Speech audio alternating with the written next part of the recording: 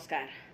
कसैसँग पछि विवाह गर्ने शर्तमा रिलेसनमा हुनुहुन्छ भने होशियार हुनुहोला, किनभने यस्तो धोका पाएर हैन, धोका पाएर पछि चाहिँ तपाईँ डिप्रेसनको शिकार बन्नु नपरोस्। किन म यो भन्दैछु भनेदेखि कसैको एबिसिडी कसैले कसैलाई धोका दिएकै विषयवस्तु हो बोल्दैछु है त म। उहाँ पनि डिभोर्सी हुनुहुन्थ्यो, म पनि डिभोर्सी थिएँ। मेरा पहिलो पतितर्फका 2वटा नाबालक बच्चा थिए। अब ती बच्चा लिएर चाहिँ म डिभोर्स गरेर छुट्टै बसिरहेको थिएँ।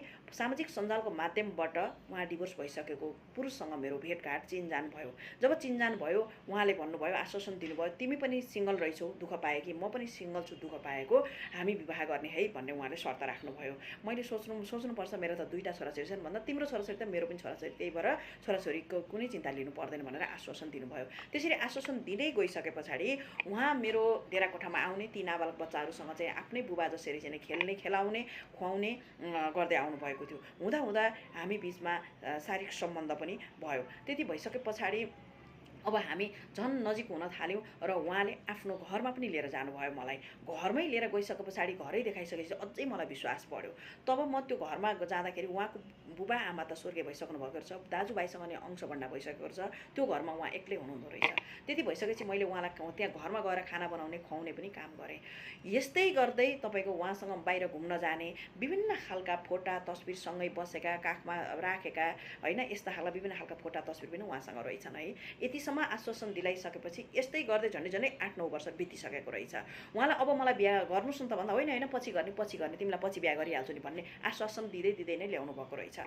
यो अवस्थामा झन्डै 5-6 महिना अगाडिदेखि उहाँ चाहिँ सम्पर्कमा नआउने, टेलिफोन हतपत नउठाइदिने, डेरा कोठामा ती महिलाको डेरा कोठामा हतपत नआइदिने गरिसकेपछि उनलाई शङ्का लाग्यो। शङ्का लागिसकेपछि उनले उनको घर देखिसकेपछि वडा पनि उनले थाहा पाइन्। त्यस पछाडि उनले बुझ्दै जाँदाखेरि कोहीसँग विवाह दर्ता गरेको छ कि के कसो हो त भनेर बुझ्न जाँदाखेरि ती व्यक्तिले त पहिले डिभोर्स गरिसकेकी श्रीमतीलाई नै, डिभोर्स गरिसकेकी महिलालाई नै पुनः विवाह दर्ता गरिसकेका रहेछन्। त्यही भएर उनी टाढा हुन थालेका रहेछन् हो। अब यस पछाडि उनी छाँगाबाट खसिन्। यति ठुलो धोका भयो उनलाई कि छाँगाबाट खसिन्। उनी अब एकदम नर्भस, निराश भइन्। त्यस पछाडि उनी कानुनी सल्लाहको लागि पनि हिँडेकी थिइन् होइन।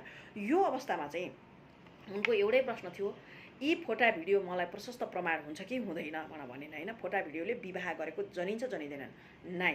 तपाईँले सँगै केटा साथीसँग सँगै अँगालो हालेका फोटा हुन्, काखमा बसेका फोटा हुन्, जेसुकै गरेका फोटा हुन्, ती फोटाले विवाह गरेको मानिँदैन, नम्बर 1 है।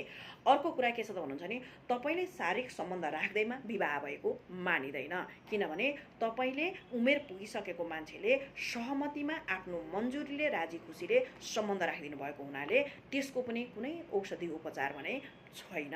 त्यही भएर कसैसँग एउटा केटा मान्छेहरू त जतिवटा विवाह गरे पनि, जतिसँग सम्बन्ध राखे पनि उहाँहरू सधैँ पवित्र नै बनिनुहुन्छ।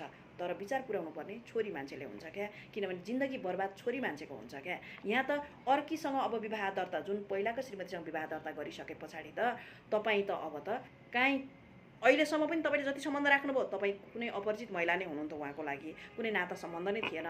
र अब त झन् एउटा विवाह दर्ता गरिसकेपछि तपाईँ त कोही पनि होइन। त्यही भएको हुनाले उहाँलाई कानुनी साथ सहयोग दिन सकेको अवस्था थिएन।